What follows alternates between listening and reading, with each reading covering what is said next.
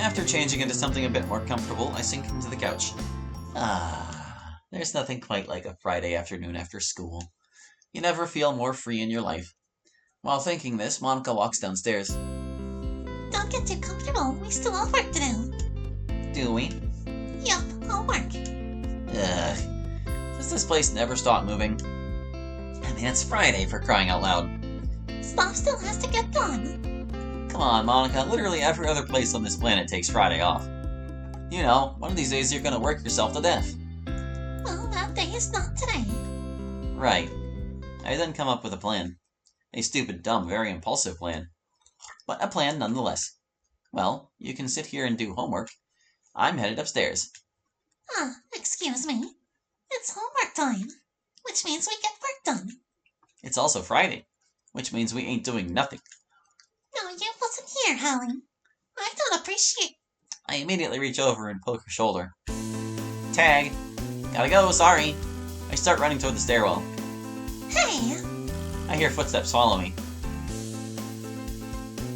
I immediately close and lock the door behind me. I hear the doorknob aggressively rattle.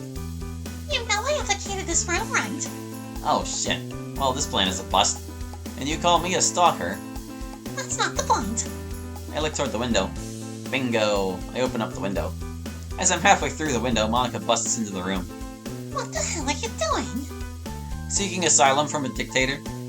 I throw her a two-finger salute and make the rest of the way onto the roof. She looks out the window toward me. Hallie, I swear to God, I will go up there and throw you off the roof. I'd like to see you try. I make my way toward the highest point of the roof. This is such a strange thing to be doing. I take a seat and just wait. Sure enough, Monica comes through the window and looks up toward me. Great, now what's the next step in your plan? Jump off and die? Nope. As you like to say. That day is not today. My attempt at a joke doesn't seem to faze Monica.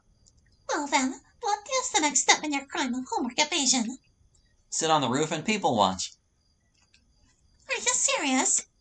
Hell yeah, I'm serious. You'd be surprised how much you can be entertained just by observing. Monica blinks a few times, seemingly to process my words.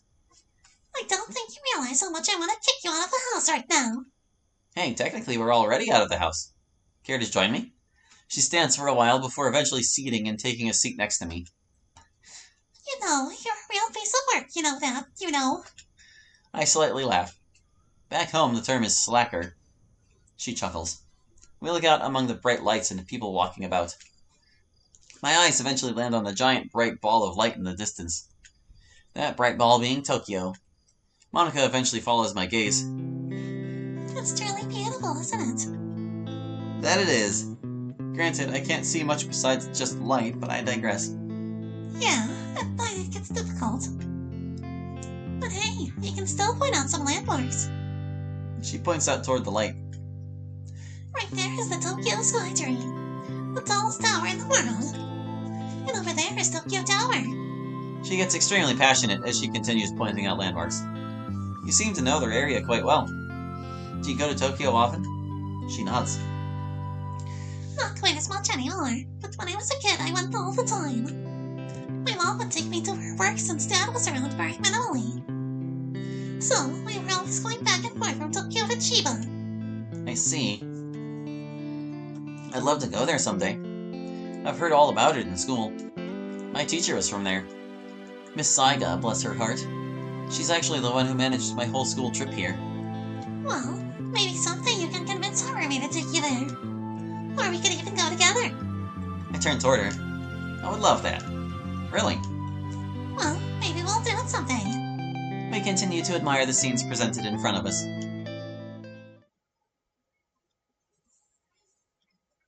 After staying on the roof for longer than initially expected, we make our way back into my room. Still planning on doing homework? Well, I suppose it's a little late for that now. I'll probably do it early Saturday morning. Sounds like a plan. You're always welcome to join me if you'd like. Oh yeah, just wake me up. I don't set alarms on weekends. She smiles. Sounds like a plan. She starts to turn away from me and head toward the door before stopping dead in her tracks. Oh, and one more thing. She walks up to me. She then pokes me in the shoulder. Tag. She then smiles and turns around. Sweet dreams, Sally. She shuts the door. Alright, you win yet again, Monica. Shaking off the events that just transpired, I reach into my backpack. I pull out a certain set of manga in like-new condition. Hopefully that's satisfactory to Natsuki's standards. I take her previously made suggestion and put the manga in the closet. I pull out the first book of the collection.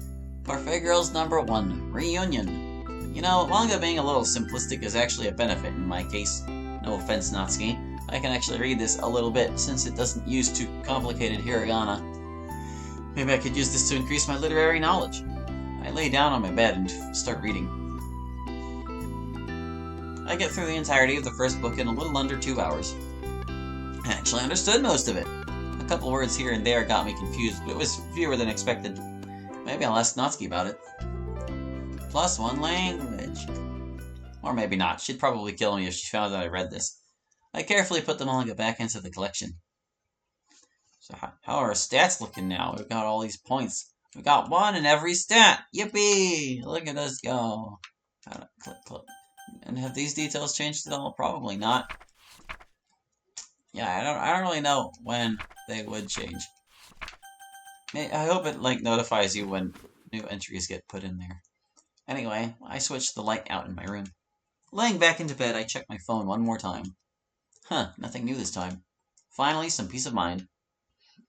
I plugged my phone into the charger and finally let my body enter unconsciousness. Should I drop a save here too? You gonna have another weird dream, my guy? He's all about these weird dreams, dude. He just has them all the time. I enter the room. I have 30 minutes, according to the hospital staff. Walking toward the hospital bed, I look down at Kara. I've never seen someone so alive yet asleep. Her whitish-gray hair is still as bright as ever. Her eyes even appear to be moving, albeit closed. Still a fighter, huh, Kara? No response, obviously. But I'd like to think she heard me. Well, I have some news to share with you. Remember when I told you about that Japan exchange? Well, I've gotten pretty lucky, and I was one of the few picked to take part. Obviously, this means I won't be able to check up on you as much. But I know you can definitely handle it. You've always been very independent. I look off to the side. I actually brought you something. I reach inside of my bag and pull out a framed photo of me, JJ, and Kara. Just so you know, JJ's doing well, as is tradition. I place the photo on the table next to her. Don't worry, I'll be back soon.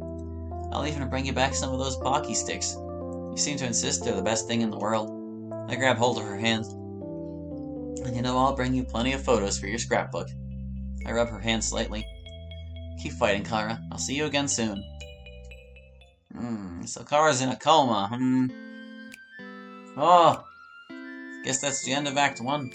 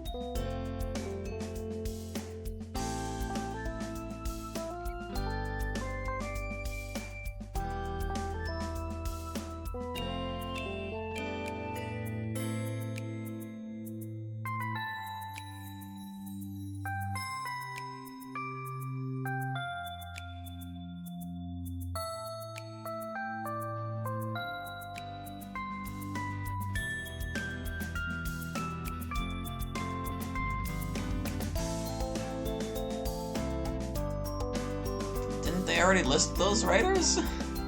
Alright.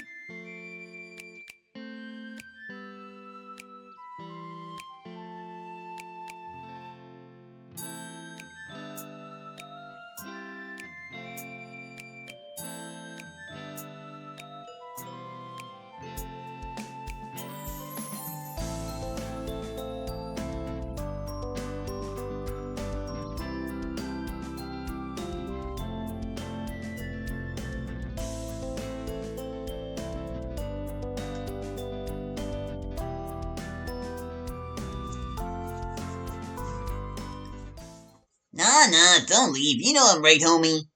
Hali continues making fake static sounds. Sorry, I'll call you back. No, stay.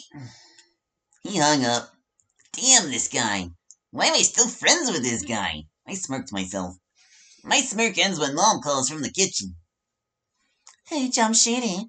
Yes, Mom? Could you come here real quick? Miss Saiga's on the phone. She wants to speak with you on something important. Coming! I wonder what she's calling for. That's the end. Alright, that was it. That was all the 4 illusions. Now, obviously, there's going to be more. And there's actually a little bit more we can do right now because we have some options we did not check out. We can, like, pick other things.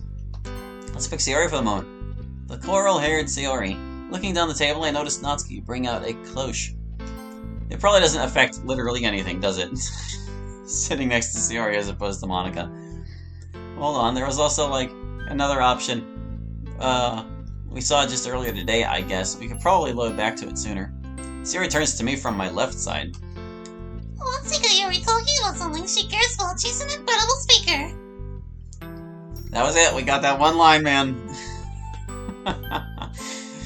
That one word changed, or that one text box changed because of where we happened to choose to sit.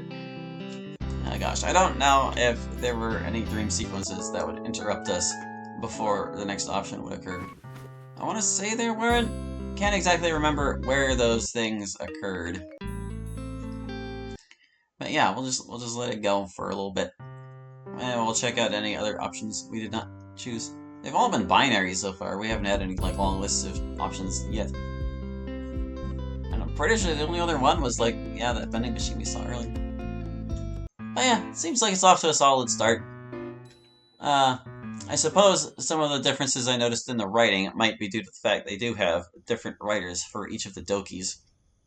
Like I noticed Britishisms and then sometimes not Britishisms. But yeah, like, the only thing I really noticed consistently getting out of whack was like their use of hyphens and stuff. Which, like, hyphens are weird. Just maybe brush up on whatever the actual rules of hyphen use are, because a lot of these did not seem proper. Is it gonna crash? You gonna crash on me? Is this the one? Nah, I messed up in the previous one. Because the checks didn't get all jittery and weird.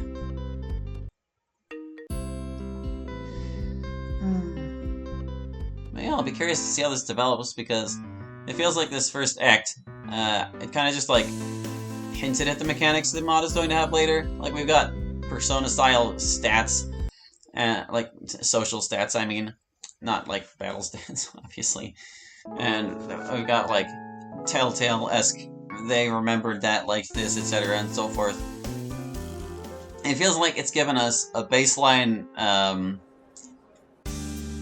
what was it? A baseline relationship with each of the 4 girls, and some starting stats, and we just kind of go from there, I guess. Oh hey, we can also like get the intelligence question wrong. That'll be fun. We'll see what happens when we're idiots. Yeah, but once that runs out, I suppose it'll be it for foreign relations until the next piece comes. Phew. This is yet another review on my pile. I am actually behind by like 10 games, but I'm gonna try and get that caught up soon. I seem to have finally overcome my writer's block, so I should be able to. I'm dumb. Boom, confidence. The teacher walks over to each of us to review our work. Get to the point. Sorry, that's incorrect. Ah, shit. The teacher then makes his way over to Sayori.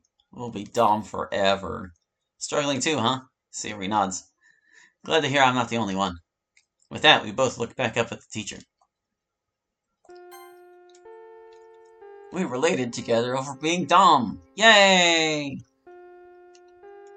And here's like the last choice we didn't pick. So, cool. Once we choose this, we'll be all set. Ah, for Sayori one as well. 1 apple juice, please. I reach into my coat pocket, pulling out my wallet. Would you like anything? Sayori gets taken aback by my offer. I don't remember that being part of the bet. I know. Do you want anything? Well, apple juice would be nice. I slide the coins into the machine, dispensing the requested drink. I take the juice out, handing it to her. Enjoy. Oh, thank you, I appreciate it. Yeah, see? We prevented Sayori affection from rising by not doing that before. And I don't think there was anything else that would likely change, so I think we'll call it right here. Thank you for watching, I hope you enjoyed, and we'll catch you next time with more Doki Doki. Hope to see you then. Bye bye.